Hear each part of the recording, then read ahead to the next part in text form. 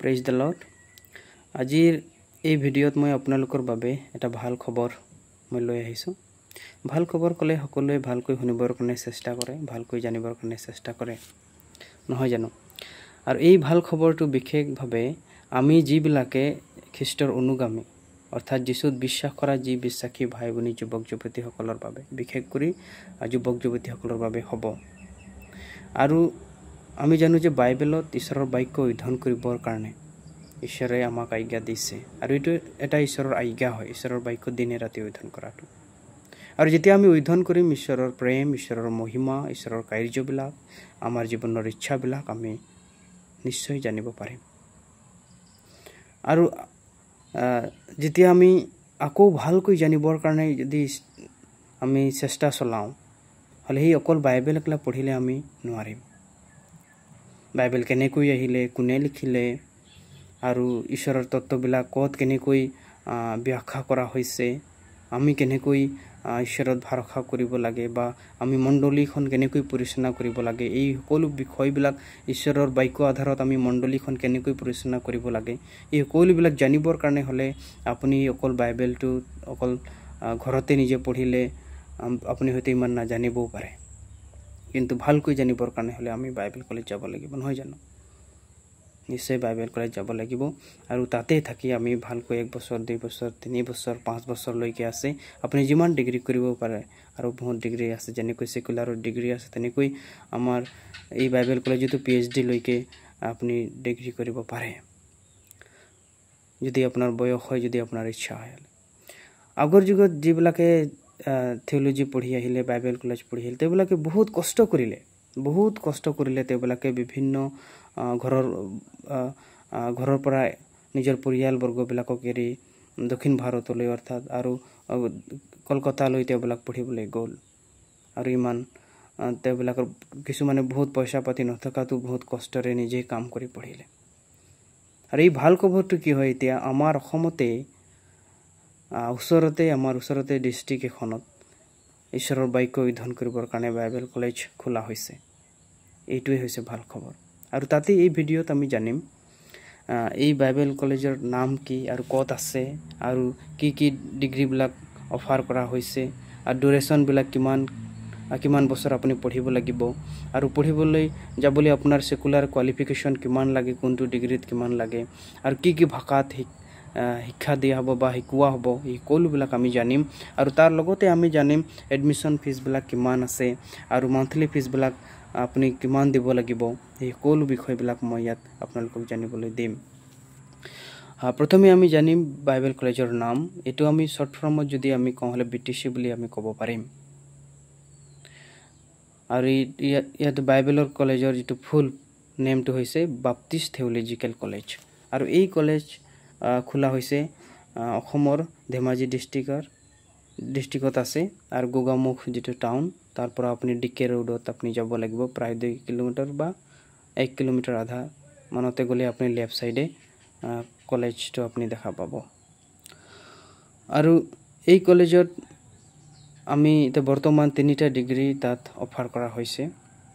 প্ৰথমটো হৈছে BTH, আৰু ডিপ্ল'মা, আৰু CTH। যদি আপুনি BTH পঢ়িবৰ কাৰণে ইচ্ছা কৰিছে হ'লে আপুনি 3 বছৰ পঢ়িব লাগিব, আৰু আপোনাৰ সেকুলাৰ কোৱালিফিকেশ্যন থাকিব লাগিব +2, মানে হাই ছেকেণ্ডেৰী পাছ আপুনি কৰিব লাগিব, কৰা থাকিব লাগিব।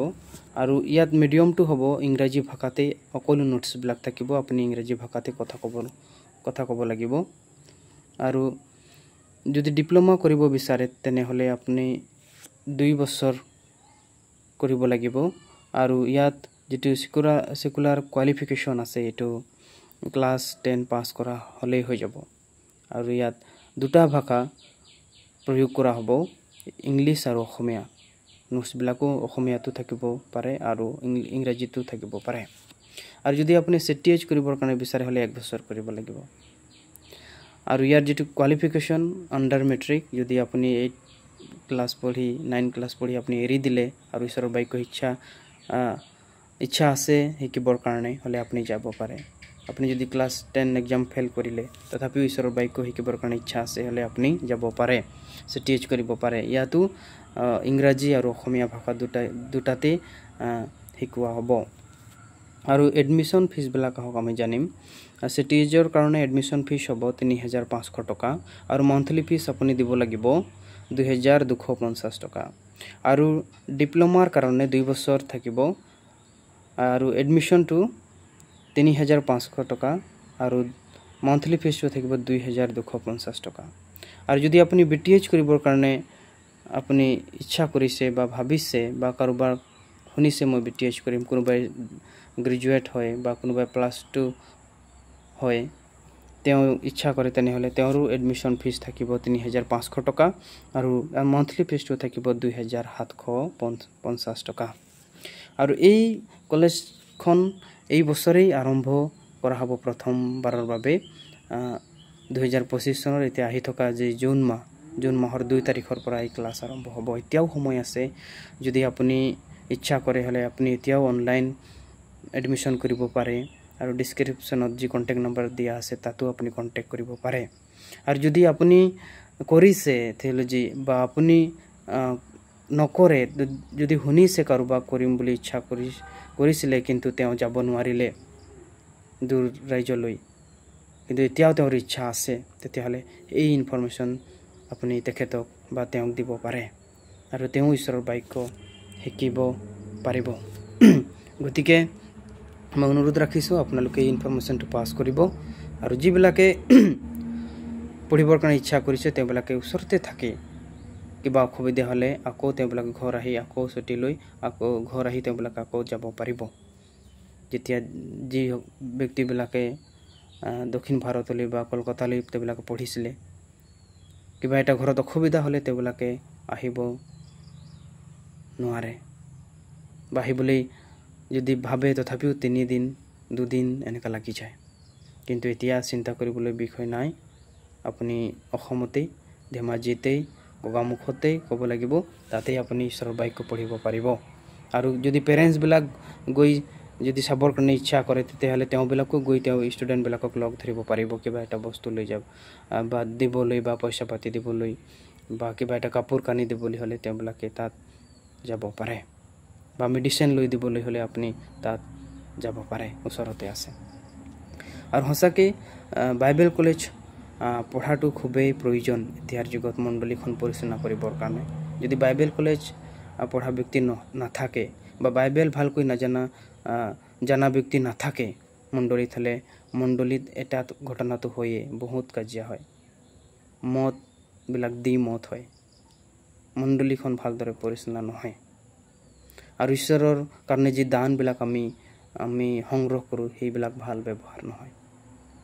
বাইবেলত আছে সেইবিলাক কত কেনেকৈ ব্যৱহাৰ কৰিব লাগে আৰু মণ্ডলীৰ সেৱা বিশ্বাসী বিলাকক কেনেকৈ দিব লাগে সেই সকলোবিলাক সেই বাইবেলতে আছে কেতিয়া জানিব আপুনি যেতিয়া বাইবেল কলেজত যাব যেতিয়া আপুনি ট্ৰেইনিং ল'ব আৰু এই বাইবেল কলেজত অকল ঈশ্বৰৰ বাক্য যে অকল দি থাকিব 3 বছৰ এনে নহয় কিন্তু আপোনাৰ যিবিলাক স্কিল আছে কিছুমান খেলে কিছুমানে বিভিন্ন ধৰণৰ ভালকৈ স্পিকিং কৰিব পাৰে এনেকা ধৰণৰ বিশেষ ক্লাছ বিলাকো থাকিব তাত খেলা ধূলাও থাকিব গোটেই দিন ক্লাছ নহয় বা ৰাতিও ক্লাছ নহয় তেওঁবিলাকে নিজৰ পাৰ্সোনাল যিবিলাক স্কিল আছে ডেভেলপ কৰিবৰ কাৰণে বিশেষ স্পেশাল ক্লাছ দিয়া হয় আৰু তেওঁবিলাকক পৰিয়ালটো কেনেকৈ পৰিচালনা কৰিব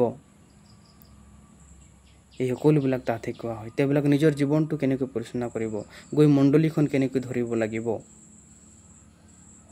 এই সকলোবিলাক তাতে শিকোৱা হয় আৰু এটা কথা মই ইয়াত জনাই দিবলৈ বিচাৰিছো বহুতৰে ভুল ভাৱনা আছে যে বাইবেল কলেজ পঢ়ি আহি ঈশ্বৰৰ পৰিচৰ্যাই কৰিব লাগে কাৰোবাৰ এইটো এনেকা ধৰণৰ মনোভাৱ বিলাক আছে সবৰ কাৰণে ফুল টাইম মিনিষ্ট্ৰি আহ্বান নাই যিশুৱে অৰ্থাৎ ঈশ্বৰে সকলোক তেওঁ গোটেই জীৱনটো পৰিচৰ্যা কৰিবৰ কাৰণে আহ্বান কৰা নাই কিন্তু ঈশ্বৰৰ বাক্য জানিবৰ কাৰণে হলে সকলোকে আহ্বান কৰিছে বা সকলোকে আজ্ঞা দিছে তেওঁ যদি বাইবেল কলেজ পঢ়ি আহি তেওঁ কিবা এটা বিজনেছ কৰিছে তে ঈশ্বৰৰ বাক্য জানিছে ভালকৈ তে নিজৰ পৰিয়ালটো মণ্ডলী কিবা এটা পৰামৰ্শ দিব পাৰে আৰু যিবিলাকৰ ঈশ্বৰৰ পৰিচৰ্যাৰ বাবে আহ্বান আছে তেওঁ তাতে থাকি ঈশ্বৰৰ আহ্বান তেওঁ অনুভৱ কৰিব আৰু তেওঁ কোনটো বিষয়ত পাৰ্গত বা তেওঁৰ আত্মিক বৰ কোনটো হয় তাতে তেওঁ গতি কৰিব আৰু ঈশ্বৰৰ পৰিচৰ্যা তেওঁ তেনেকৈ কৰিব